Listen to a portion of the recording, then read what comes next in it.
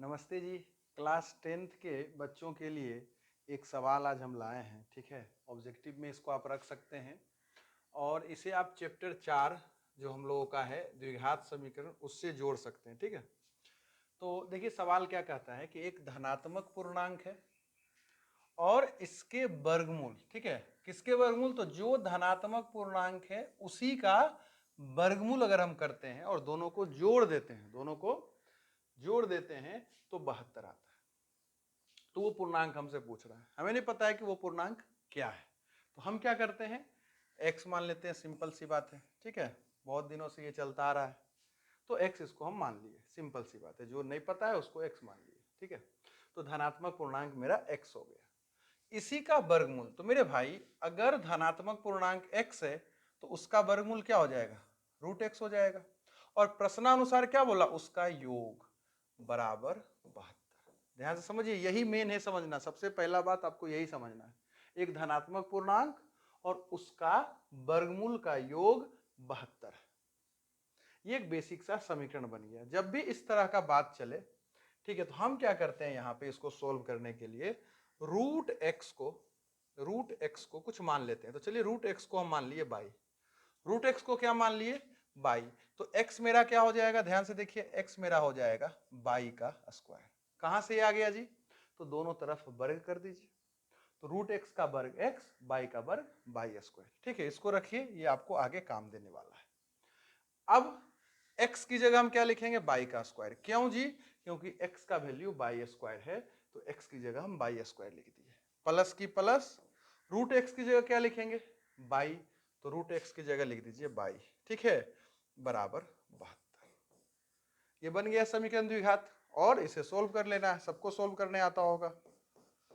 ये हो जाएगा -72, ये प्लस में इधर आके माइनस। अब इसका क्या कर देना है? इसका हमको कर देना है गुणनखंड। ठीक है, तो 72 को सेट कर दीजिए। तो 72 9 8 पे सेट हो जाएगा। ठीक है, 9/- 8/। ठीक है, जिसको नया आइडिया है आराम से 72 का क्या कीजिए, अभाज्य गुणनखंड कर दीजिए, आपको मिल जाएगा वो चीज। ठीक है, इसे गुणनखंड आपको आना चाहिए। अब हमें क्या करना है, दोनों से कॉमन लेना है। तो इससे कॉमन लीजिएगा तो क्या आएगा? 22, तो इधर बचेगा 22 + 9। यहां से कॉमन लेंगे तो हो जाएगा -8 कॉमन, तो यहां बचेगा 22 + 9 बराबर 0 का 0। तो यहां से फिर क्या लिखाएगा? 22 + 9 और लिखाएगा 22 - 8। तो यहां से मेरे भाई 22 का 2 वैल्यू निकल के आ गया। एक 22 का वैल्यू निकल के आएगा -9 और एक 22 का वैल्यू निकल के आएगा +8। हाँ कि ना? देखो -9 और +8, दो वैल्यू 22 का आ गया। क्या हम 22 का वैल्यू निकालने यहाँ पे आए हैं? नहीं, हम किसका वैल्यू निकालना चाह रहे हैं? x का। क्यों? क्योंकि x को ही हम धनात्मक पूर्णांक माने थे। तो x का वैल्यू कहां से आएगा? यहां से आएगा। x का क्या मतलब है? 22 का स्क्वायर। x का क्या मतलब है? 22 का स्क्वायर। तो 22 का स्क्वायर कर देते हैं, यानी 81।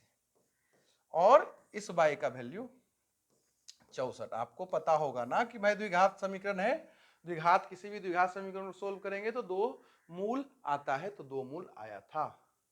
फिर हम वर्ग कर दिए तो x का वैल्यू आ गया।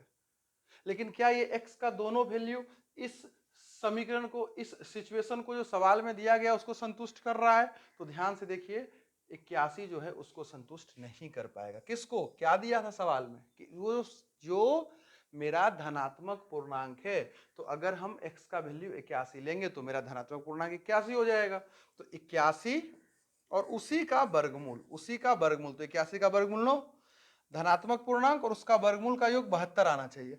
तो धनात्मक पूर्णांक 81 अगर हम लेंगे तो उसका वर्गमूल 9 हो जाएगा। तो क्या ये दोनों जुटकर 72 आ रहा है? नहीं, तो ये सिचुएशन को संतुष्ट कर ही नहीं रहा है।